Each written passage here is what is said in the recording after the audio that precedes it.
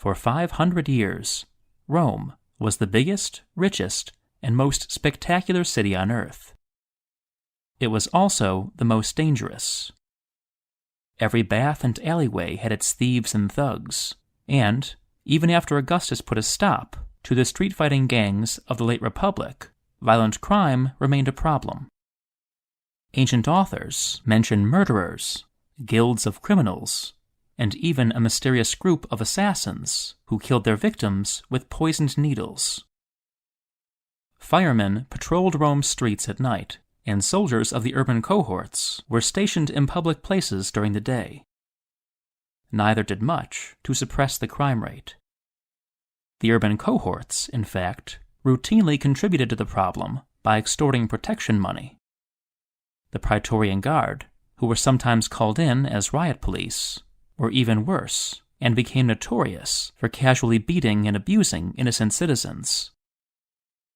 Crime was not focused in any one part of ancient Rome. Although some neighborhoods were richer than others, there was nothing like the clear separation of high and low-income areas found in many modern cities.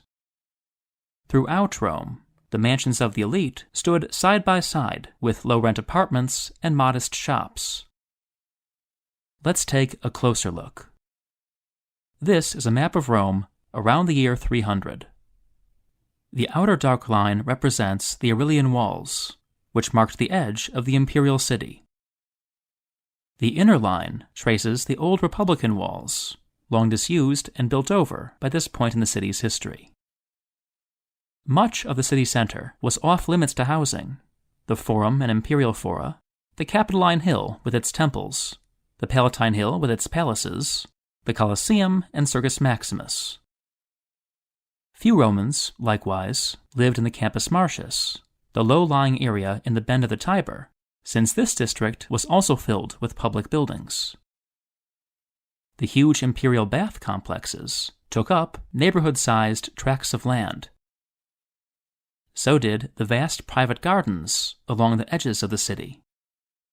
In short, everyone in Rome, besides the emperors and the wealthiest aristocrats, had to live in the spaces between all those red circles.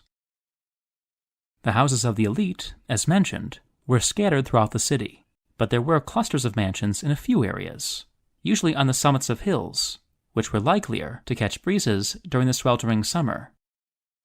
One such cluster was on the crest of the Quirinal Hill, where aristocratic residences lined an ancient thoroughfare called Alta Semita, High Street.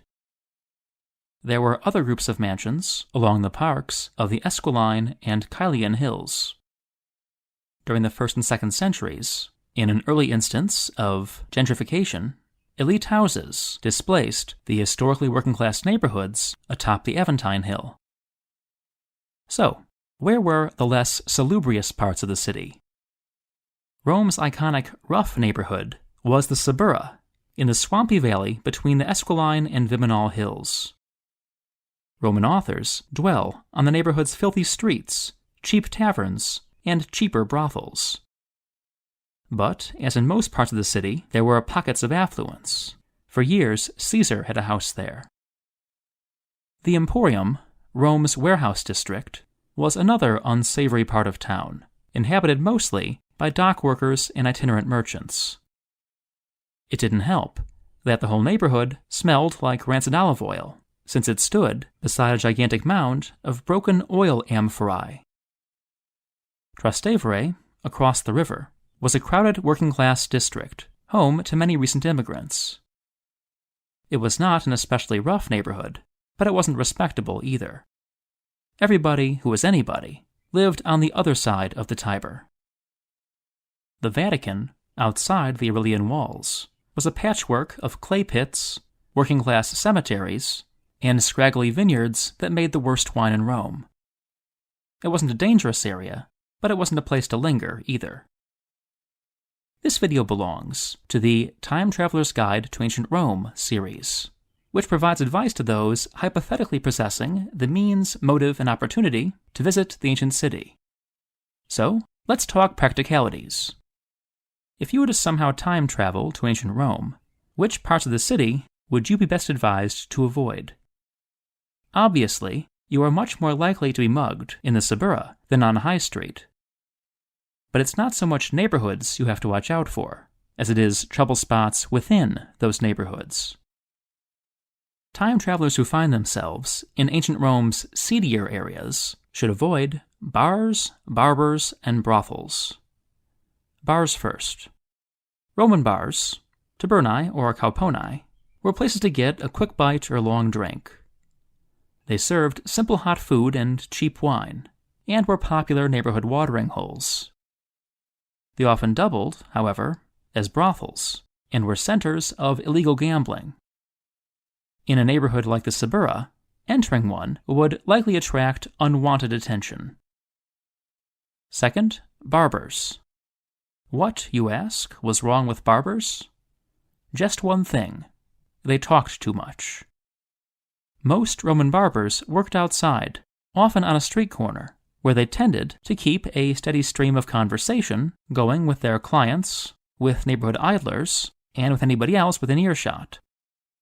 Hanging out near a barber would thus be a surefire way to let every criminal in the neighborhood know where to find the confused-looking foreigner.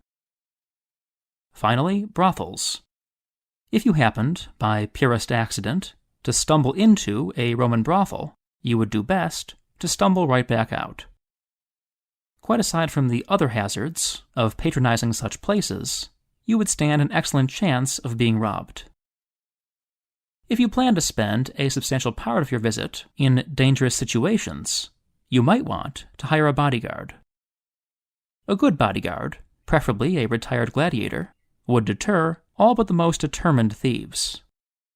Unfortunately, some bodyguards were thieves themselves, so choose your associates carefully. Regardless of whether you decided to hire a bodyguard, you could avoid most problems simply by not drawing attention to yourself, and, above all, not venturing out at night. After dark, ancient Rome was a no-man's land. Time travelers tend to fare poorly.